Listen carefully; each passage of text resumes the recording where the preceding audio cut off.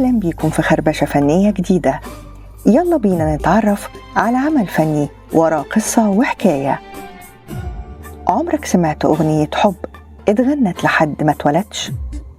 الناس فاكرة إنها أغنية رومانسية، لكن الحقيقة دي نغمة أم بتحضن ابنها بصوتها. كلنا تقريبا سمعنا أغنية أنا قلبي إليك ميال، واللي غنتها فايزة أحمد، وكلمات الشاعر مرسي جميل عزيز، وألحان الموسيقار محمد الموجي.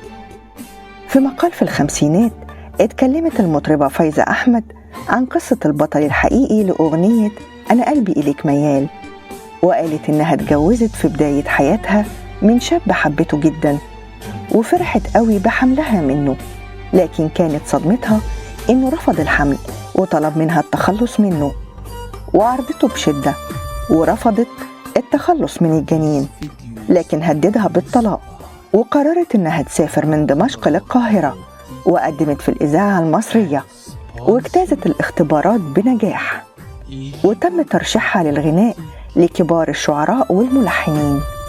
وأكدت فايزة أحمد إنها اجتهدت في كل الأغاني، لكن مفيش أغنية حققت نجاح زي أنا قلبي إليك ميال، لأنها غنتها بإحساس مختلف، وكلماتها كانت بتعبر عن حالها، وإن بطل الأغنية الجنين اللي في أحشائها.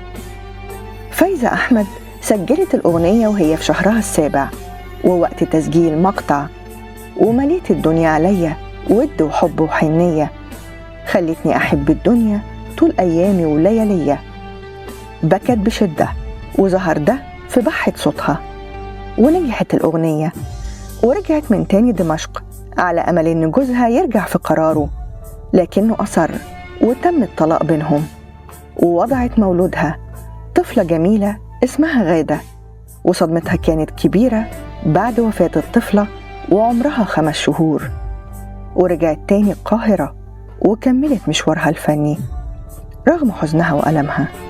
خلصت حلقتنا، استنوني في خربشة جديدة. كنت معاكم أنا مروة صالح.